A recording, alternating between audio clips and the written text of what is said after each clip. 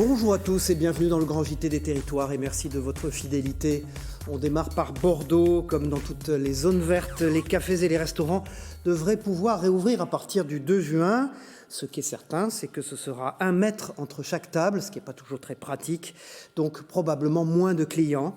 La mairie de Bordeaux a donc décidé de leur donner un petit coup de main en autorisant l'extension ou la création provisoire de terrasses. Sur place, Dominique Parmentier pour TV7, la chaîne du groupe Sud-Ouest. Sans leurs terrasses, les rues et les places emblématiques du centre-ville de Bordeaux sont méconnaissables. La place Camille-Julien, habituellement grouillante de monde sous le soleil, est déserte. Même chose, place du Parlement Sainte-Catherine et dans tout ce secteur très touristique. Partout, les chaises et les tables des restaurants sont bien rangées. Mais beaucoup s'activent pour préparer la reprise après plus de 2 mois de fermeture. Pour autant, les règles de distanciation vont entraîner un gros manque à gagner. Si nous respectons la distance entre chaque table, qui a priori est d'1 mètre environ, nous allons perdre quasiment la moitié de la terrasse, la moitié des places assises. Comme tout établissement, si on se retrouve avec 30% de notre chiffre, on ne pourra que payer les charges et donc forcément on sera déficitaire de plusieurs milliers d'euros chaque mois. Et le personnel, il faut le payer et si je n'ai que 30% de capacité d'accueil, je me retrouve là dans une situation très très compliquée. La mairie de Bordeaux a donc proposé d'autoriser la création ou l'extension de terrasses sur l'espace public, au moins pendant cet été.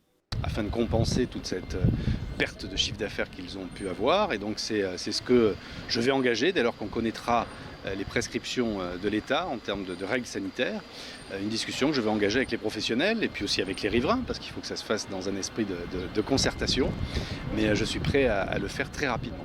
Une mesure vitale pour la plupart des restaurateurs. C'est plus qu'important, c'est vital pour nos commerces. Cette année, ça va être une année particulière, pas trop de touristes, voire pas du tout. Et à 30% de capacité, je ne sais même pas si ça vaut le coup de réouvrir. Donc on va demander une extension pour pouvoir au moins récupérer une capacité importante qui nous permet de pouvoir faire face aux charges. Pour nous c'est vital, bien sûr c'est vital. Si on n'étend pas la terrasse, on va se retrouver avec 32 couverts, 32 places assises. Au lieu de 60, au lieu de 120 la totalité de la terrasse. À condition que le temps soit de la partie, ni caniculaire ni pluvieux, car à l'intérieur, tout le monde ne pourra pas se mettre à l'abri. Voilà, dans ce Grand JT des Territoires, à présent, nous allons prendre le chemin de l'Occitanie pour le paisible village Les Pins, situé dans le Gard. L'école communale Les Marronniers a reçu un innovant détecteur de température installé de manière très expérimentale. Avec ce dispositif, il suffit de moins de 3 secondes pour mesurer la température des écoliers. Explication et mode d'emploi avec les équipes de Via Occitanie sur place. Regardez. À prendre la température et à savoir si ça n'a pas de la fièvre. Parce qu'avant, j'avais un thermomètre frontal. C'est beaucoup plus pratique, ça. Oui. Ces 2 petites écolières, Anaïs et Maïva, ont été les premières à mesurer leur température corporelle grâce à un tout nouveau dispositif, le Thermobot. Cet appareil expérimental a été installé dans leur école dans le petit village de Le Pin dans le Gard. Alors le fonctionnement est très simple. Vous avez un encadré en fait qui est ici en bleu. Donc il suffit de se mettre devant tout simplement et ça prend votre température en 2 secondes. Et vous avez donc 3 catégories. Vous avez la catégorie verte où tout va bien, la catégorie orange où il faut donc faire attention à sa température et la catégorie rouge où là vous dépassez les 38,1 degrés. Où là par contre c'est danger, donc il faut aller faire contrôler sa température chez un médecin ou prendre rendez-vous. Cet appareil, une tablette infrarouge, le maire de ce village de 400 habitants en est ravi. Vendu 1 710 € prix grand public, les négociations financières vont bon train avec l'agglomération de Bagnols-sur-Cèze, porteuse du projet. Le coût pour la commune, il n'est pas encore reconnu. Nous, on est une petite commune avec des moyens limités, donc on espère qu'il sera le plus bas possible. Et la négociation est en cours entre l'agglo et le prestataire. Et le prix sera en fonction du nombre de communes qui seront intéressées, bien sûr. Cette installation est testée simultanément dans 2 écoles, la plus importante de Bagnols-sur-Cèze, l'école Jules Ferry, et une plus petite ici dans la commune de Le Pin. Peut-être que pour la rentrée et pour l'avenir, oui, c'est une machine qu'il faudra avoir, un appareil qu'il faudra avoir de toute façon. Pour les écoles et même pour les magasins, les structures d'accueil de personnes. Après 60 commandes dans la commune de Istres, l'agglomération de Bagnols-sur-Cèze pourrait devenir le 2e client d'importance pour cette entreprise de 12 personnes. Voilà, on ouvre une page économique à présent dans ce grand JT des territoires, avec une belle nouvelle sur le front économique pour le département de l'Aube. L'entreprise BioSerenity, implantée à Rosières près Troyes, a remporté le marché de commande d'État de masques chirurgicaux. La secrétaire d'État auprès du ministre de l'économie est venue cette semaine rendre visite et féliciter les salariés. La caméra de Canal 32 l'a accompagnée tout au long de cette visite. Regardez. Et 6 lignes que l'on vient de recevoir derrière qui sont en cours d'installation de masques pour faire des masques FFP2. D'accord. Donc aujourd'hui, vous voyez, on est vraiment on a commencé mercredi dernier à vraiment les lancer. Les équipes sont en place, commencent à être en place et on est encore dans l'appréhension de la machine et dans commencer à sortir nos premières productions. Une grande fierté de voir à quel point l'industrie s'est mobilisée. Là, c'est le cas d'une start-up. En 2 mois, elle met en place une fabrication de masques chirurgicaux français. Il y avait déjà 4 acteurs industriels en France. Ils ont su accompagner la montée en puissance en augmentant leur production. Ils sont passés de 3,5 millions de masques produits chaque semaine à plus de 10 millions fin avril. Et là, grâce à des nouveaux entrants, grâce aussi aux nouvelles lignes qu'acquièrent les producteurs historiques, on va arriver à 20 millions de masques produits chaque semaine en France pour les soignants. On a des machines qui sont relativement consommatrices de personnes. Ce ne sont pas les machines les plus automatisées, donc on peut aller jusqu'à 150 emplois, c'est en tout cas l'objectif. Et comme vous le savez, nous avons sécurisé les commandes par des achats de l'État. Et donc ces masques-là, ils vont venir dans le stock de Santé publique France pour les personnels soignants. Et ce qui est intéressant, c'est qu'on a sécurisé 1 milliard de commandes. Donc elles ne sont pas encore dans le stock, elles sont en cours de production. Là, vous avez les premières boîtes, mais ce sont des commandes françaises, ce qui change des commandes qui ont été passées ces dernières semaines, où on était essentiellement dépendant du marché chinois. Autre bonne nouvelle pour cette PME de Tourcoing dans les Hauts-de-France. Son patron a décidé de réorienter toute la production vers la construction de tunnels de désinfection, et oui, pour les caddies de supermarchés. Les demandes explosent, l'entreprise fabrique à tour de bras en attendant l'homologation, comme l'explique ce reportage signé Pierre-Jérôme Montenot et Gauthier Delebette de nos confrères de WEO, la chaîne de la Voix du Nord, à Lille. Regardez. C'était simple, encore fallait-il y penser. La société tourquenoise Alinéaire a mis au point un petit tunnel de désinfection pour les chariots de supermarché. Le client pousse son caddie dans ce tunnel où une solution désinfectante est dispensée par brumisateur. La société garantit entre 50 et 80% de destruction du virus. On le commercialise donc pour tout le monde, donc pour les grandes enseignes, mais aussi pour l'industrie, petite industrie, grosse industrie, pour les collectivités, les centres, les complexes sportifs et bien sûr la grande distribution alimentaire et bricolage. L'homologation du tunnel est en cours. La société de 15 salariés va embaucher pour faire face au boom des commandes. Le succès est là, on a énormément de contacts et là pour l'instant on est plus ou moins à une grosse 300 commandes pour l'instant. Qui viennent d'où ? De partout dans le monde, des États-Unis, du Canada, de la Russie, du Moyen-Orient, vraiment de partout et de France bien évidemment. Les masques sont devenus bien entendu un objet quotidien pour nous tous. Et ces protections qui recouvrent le nez et la bouche limitent bien sûr la propagation du coronavirus, vous le savez. Mais pour les sourds et les malentendants, ils sont un frein à la compréhension. Pour les aider, l'association brestoise Masques à Rade fabrique des masques en plastique transparent. Regardez les explications d'Anna Perron pour la chaîne TBO, la chaîne du groupe Le Télégramme en Bretagne. Ils laissent apparaître les sourires et les expressions du visage.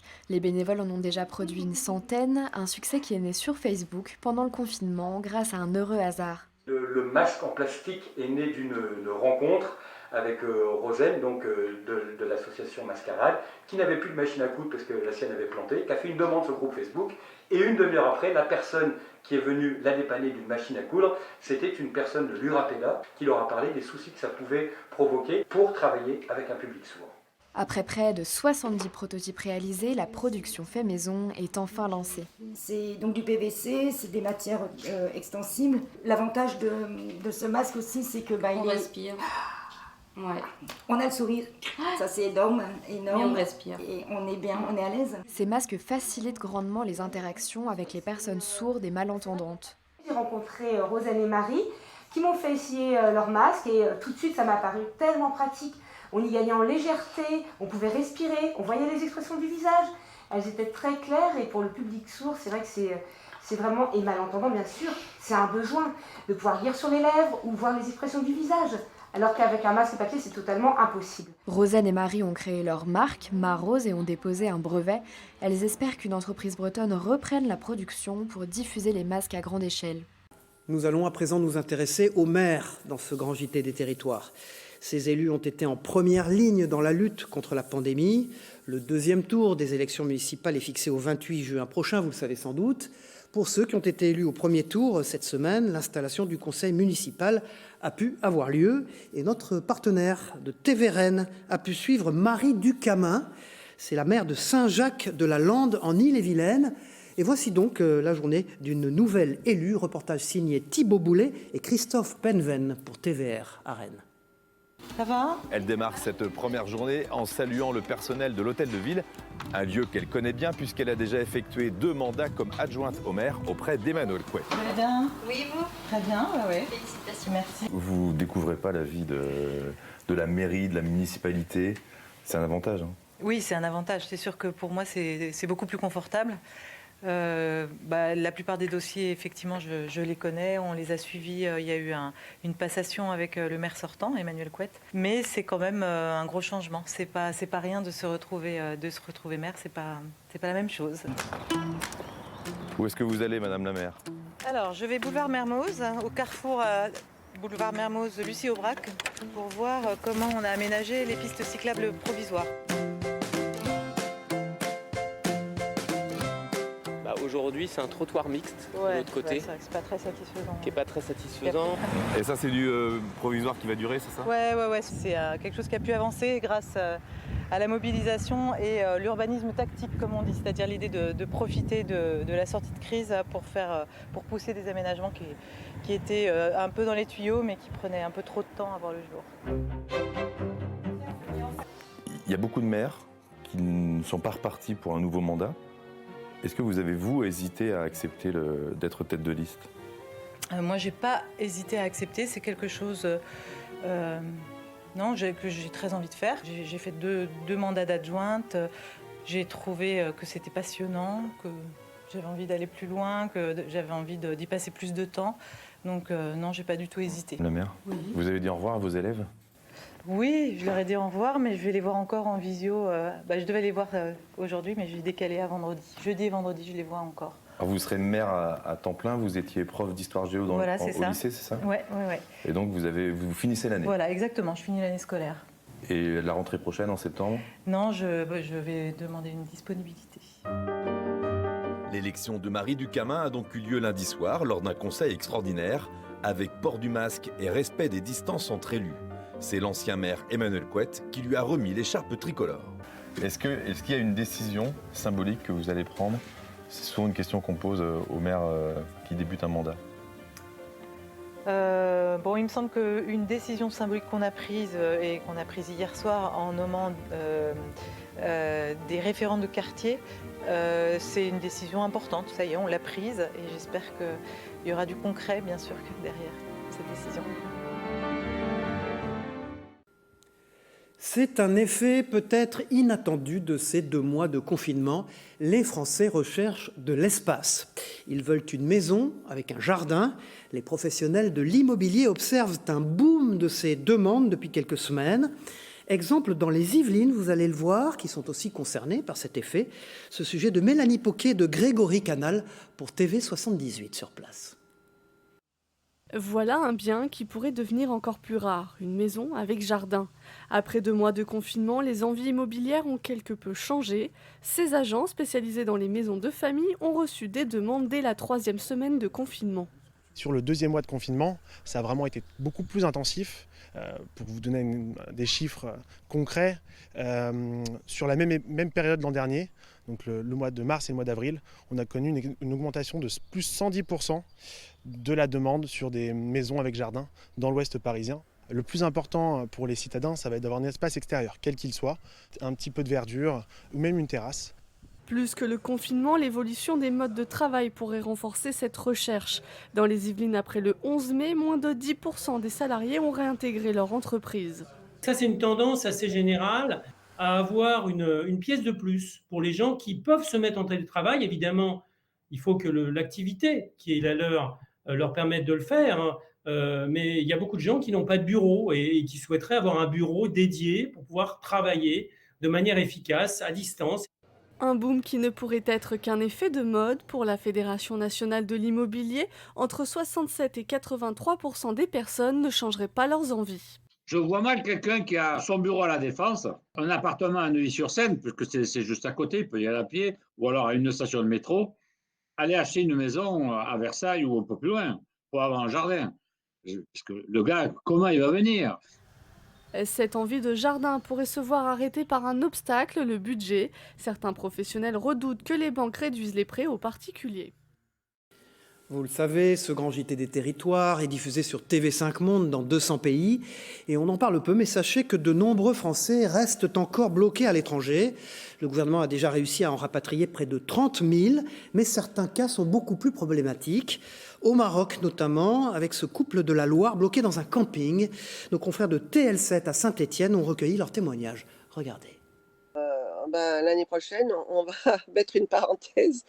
On ne viendra pas au Maroc. Le décor fait rêver, mais c'en est trop pour Brigitte et Jean-Louis. Ils sont au Maroc depuis le mois de janvier et depuis le 20 mars, ils sont confinés dans ce camping à 25 mètres au sud d'Essaouira.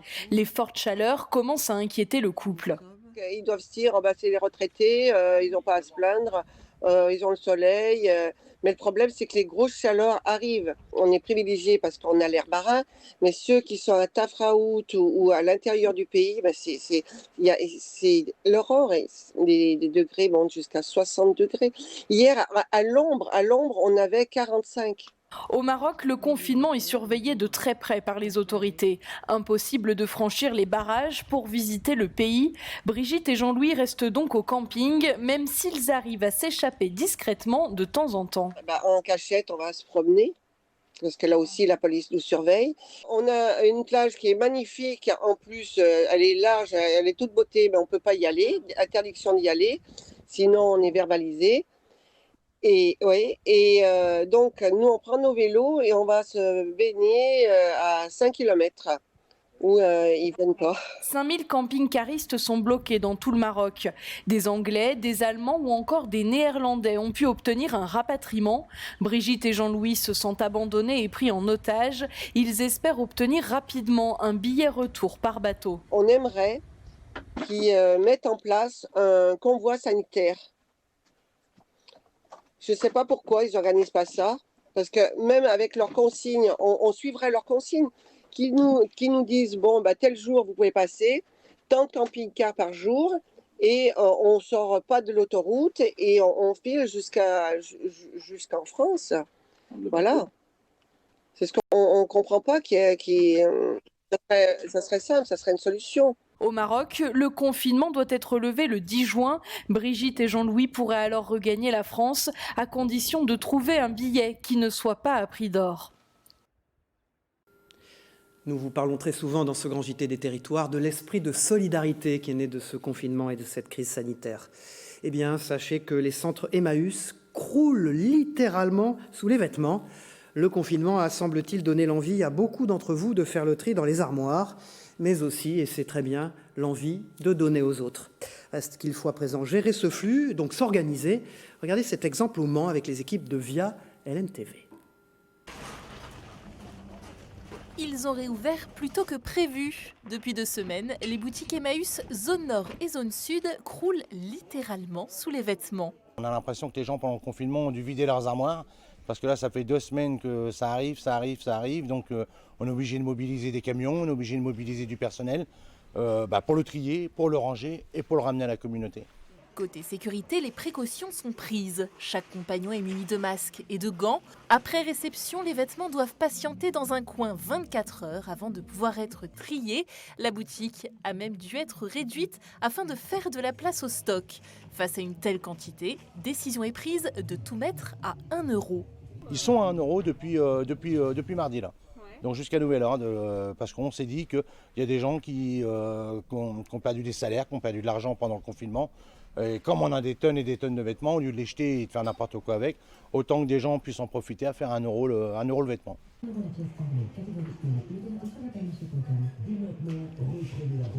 Dans la boutique, les clients sont de retour. Entrée, sortie séparée, masque obligatoire et gel hydroalcoolique à disposition. Pour l'heure, seul le magasin de la Milesse reste fermé. Il réouvrira ses portes le 3 juin. Le monde entier nous les envie. La France, pays aux 1000 fromages. Eh bien, prenons maintenant la direction des Vosges, où un nouveau fromage a vu le jour ces dernières semaines. Les caves de la ferme au Petit Gravier comptent un nouveau bébé. Devinez comment il s'appelle ? Le Confiné. Il est né d'une heureuse découverte, comme nous le racontent nos confrères et partenaires sur place de Via Vosges.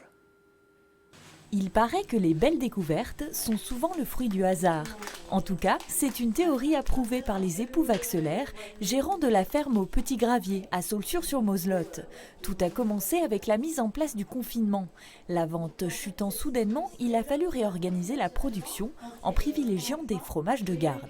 On avait laissé un peu de côté nos Munster, enfin il y a un lot qu'on a dit allez hop, celui-là, on le laisse de côté, on n'a pas trop de place dans notre cave, on verra ce que ça donnera. Et en fait, au bout d'un petit mois d'affinage, on en a goûté un. Donc voilà des confinés, des jeunes confinés qui démarrent leur croûte. Donc en fait, il a chopé une croûte à un peu l'ambiance de notre cave, donc l'ambiance des Barcasses, du Munster, de notre petit blanc, notre style de camembert. Donc ça a fait une croûte assez jolie. Et en fait, en goûtant, on s'est aperçu qu'il avait un petit goût bien à lui et qui était super sympa. On va essayer, on va goûter. Goûter quoi?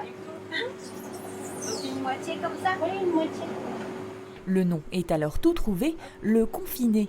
Un fromage crayeux à cœur et plus coulant sous sa croûte grisâtre.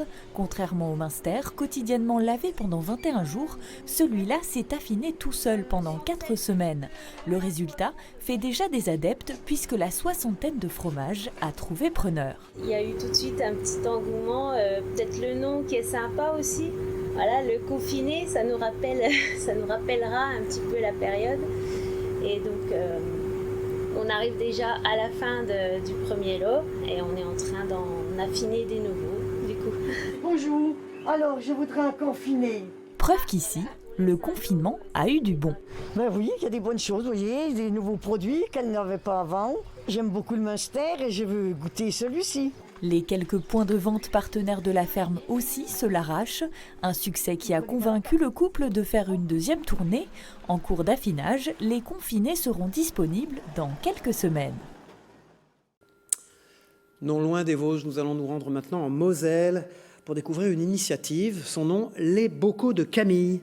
C'est une épicerie zéro déchet lancée à Thionville il y a tout juste 1 an. Ces 2 gérants, Guillaume et Camille, ont profité de la fermeture liée au confinement pour enrichir leur concept. Désormais, les clients peuvent aussi commander directement les produits sur Internet et venir chercher leurs commandes préparées à l'avance. Un drive des bocaux, en quelque sorte, qui a tout de suite démarré très fort. Reportage signé de nos confrères de Via Mirabel sur place. Regardez. Alors, il faut 2 pignons de pain. Ouais. 2 pruneaux, 2 farines de petit épeautre. Les bocaux de Camille emplissent désormais les rayonnages d'une centaine de mètres carrés supplémentaires à l'étage de sa boutique. Des bocaux pré-remplis qui peuvent être commandés en quelques clics sur le site internet de l'épicerie. Le drive des bocaux, l'idée qui était en germe depuis le début de l'aventure, a pu s'organiser et voir le jour à la faveur des 2 derniers mois de confinement. Il faut réfléchir à comment être le plus efficace possible sans perdre trop de temps, parce que c'est sûr que conditionner tous ces bocaux, ça prend énormément de temps, mais ça commence à se mettre en place et c'est très sympa. C'est ici qu'on qu'on amène les bocaux sales et qu'on les nettoie. Récupérer et désinfecter les bocaux consignés avant de les remplir à nouveau, sans oublier la phase de l'étiquetage. L'organisation est chronophage, mais la motivation sans faille et le concept devrait permettre d'embaucher. Là pour l'instant on travaille jour et nuit, en effet. On ne va pas garder ce rythme-là longtemps, c'est pas le but. Mais oui, effectivement, je pense qu'on va devoir embaucher 2 personnes pour cette activité-là. Mais on espère que c'est pas le drive qui va prendre la clientèle de l'épicerie. Parce que dans ce cas-là, effectivement, ça serait pas viable. Le but du drive, c'est de gagner une nouvelle clientèle. Car l'un des freins aux achats en vrac, c'est bien souvent le temps que cela prend de remplir chaque contenant. L'objectif est donc de toucher une clientèle plus pressée, qui aspire tout de même à un mode de consommation plus responsable. Mais les premiers, séduits par ce service, l'ont plus été en raison de la crise sanitaire. Justement, avec le virus qui circule, c'est formidable de pouvoir faire des achats en drive. Les gens sont vraiment plus demandeurs, je pense, de consommer de cette manière-là. Je pense que les drives vont vraiment exploser là pendant le confinement. Donc on va dire que bon, le projet est tombé au bon moment. Et aujourd'hui, la boutique a aussi réouvert avec des normes d'hygiène renforcées. En cette période de post-confinement, consommer local et responsable n'a jamais autant fait sens. Ça renforce les convictions et ça renforce les convictions de pas mal de monde. Oui. Le drive des bocaux de Camille est opérationnel depuis le 1er mai. Voilà, merci d'avoir suivi l'édition de ce Grand JT des Territoires sur TV5 Monde ou sur l'ensemble des chaînes régionales et locales dans vos régions. Merci de votre fidélité et à très vite. Au revoir.